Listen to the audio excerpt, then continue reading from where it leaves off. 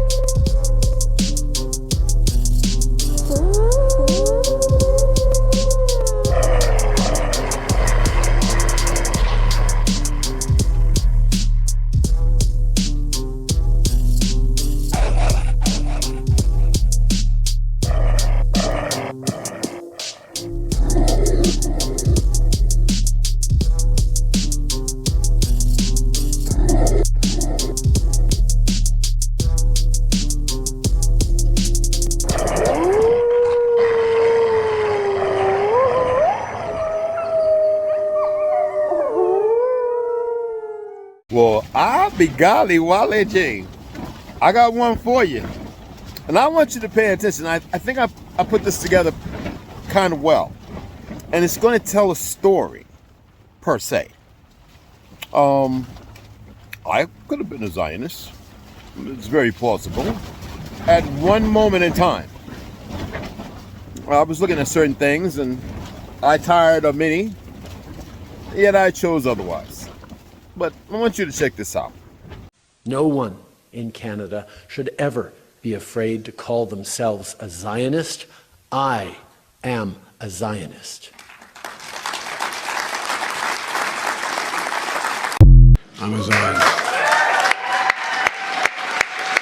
And so I learned a long time ago, you don't have to be a Jew to be a Zionist. I'm a Zionist.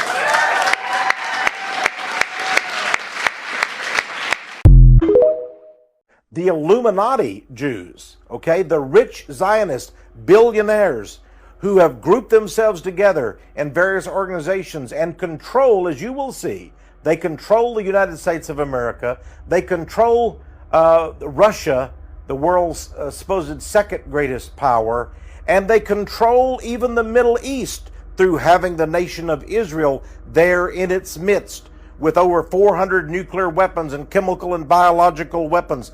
And they control the whole world through the power of the United Nations, not only its diplomacy. But remember, Israel today controls the military of the United States. If you control the president and the politicians of America, you control its military forces.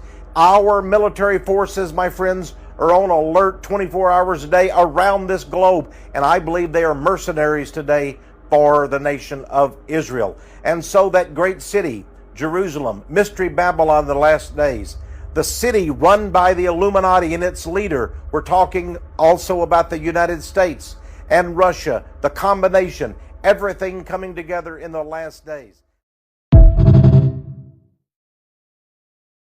This Chinese brother, and then we'll get back to the regularly scheduled show. They use this very poetic language to refer to the Palestinian fighters. And they refer to the fighters as dandelions, the flower dandelion. So the Israeli embassy in China has been very busy following October 7th until basically today. And after the October 7th, they're trying to force the Chinese government to condemn the attack, which the Chinese government refused. And so they turned to the public. They started to publish their own diplomatic statement on Chinese social media. As you know, like China has its own social media system. So we don't use Twitter. We use this one important platform called Weibo. It's basically a Chinese version of Twitter. And the Israelis, their embassy and consulate, each of them have one account, one official account on this platform.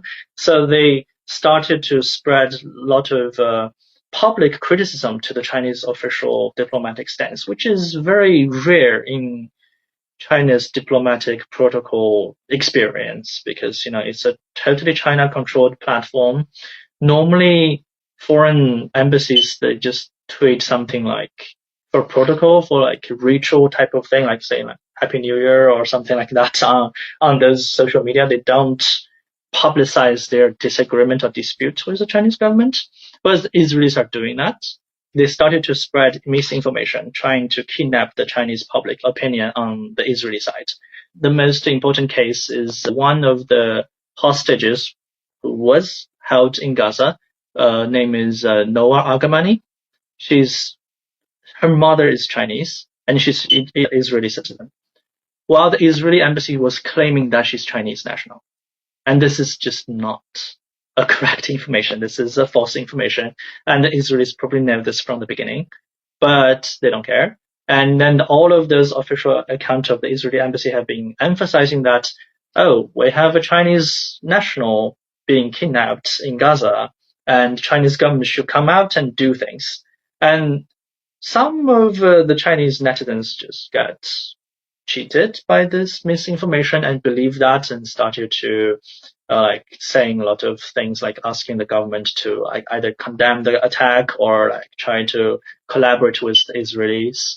And the one most interesting post made by the Israelis is like by the Israeli official embassy is like they like portray Netanyahu as some sort of philanthropist gentleman, that his heart was broken after he saw this news of the kidnap, so that he reached out to the Chinese and asking, like pleading the Chinese to help without diplomatic norms, like just because this thing is so important. It's a common national of both China and Israel. That's the rhetoric that they used in the propaganda. And this thing became so important that the Chinese official spokesman of the foreign ministry had to answer to this question in Q&As, and the Chinese official media interviewed the mother of the hostage. And this thing later ended very badly, because the mother of the hostage was basically telling the cameras as, yes, I'm Israeli and you Chinese have to help me. It's your responsibility and we don't care.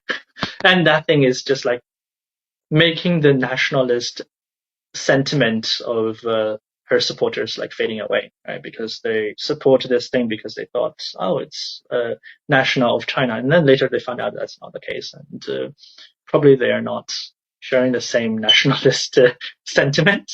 So this thing ended quite badly.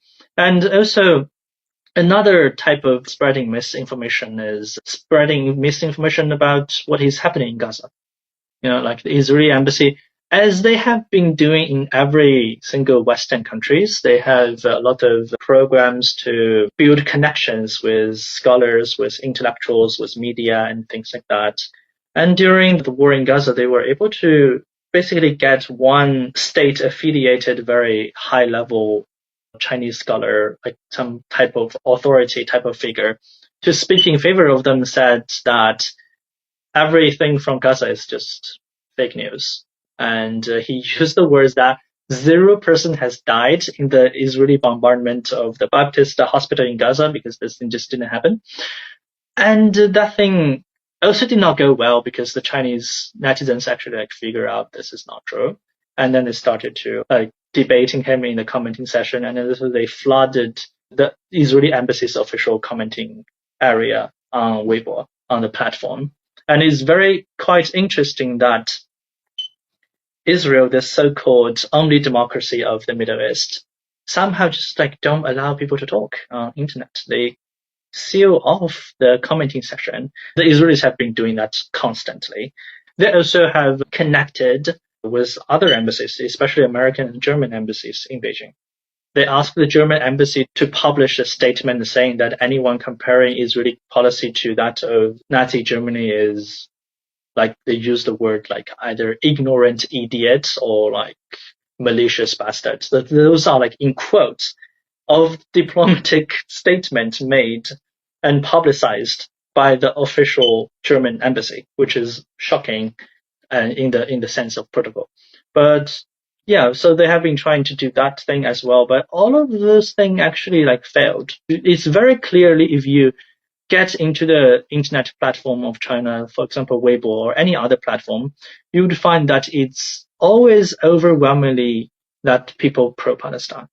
And the commenting section of the Israeli embassy or consulate or related, let's say the German and the American embassies commenting area, it's all like either flooded with criticism or they just close the commenting area, which later become the norm. They just don't allow anyone to talk about them because they know that everyone's criticizing them. And one most interesting thing is that in the Chinese internet in current situation, they use this very poetic language to refer to the Palestinian fighters.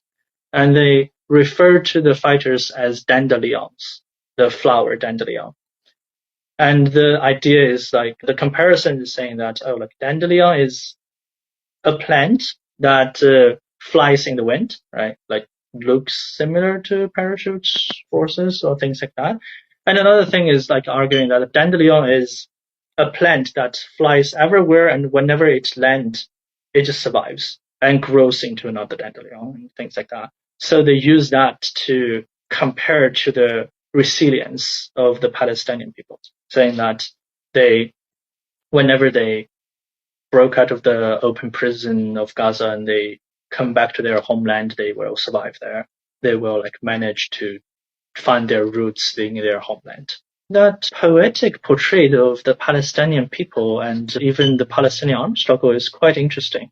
It's exactly the opposite of what the Israelis want. And you will see that the more activities the Israeli embassy trying to do in China is going to like actually serve as the counterforce, stimulating those Chinese people's spontaneous glorification of the Palestinian struggle.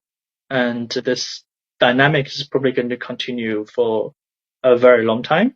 If you look at the artistic portrait of Palestine in China in recent years, you'd be really amazed. And then the overall social atmosphere in China is just not the same with the West, right? Supporting Palestine is still the political correctness. During Mao period, China was the first non-Arab global power that provided full recognition of the PLO.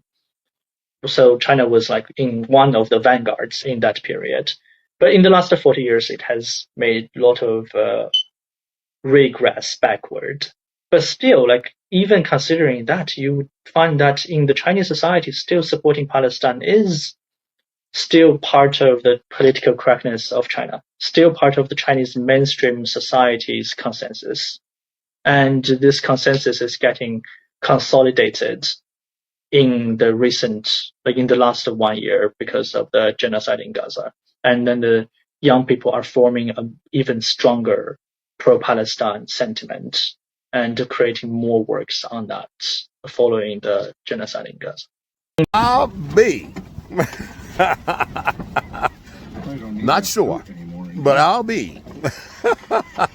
Leave it in the comment section, will you please?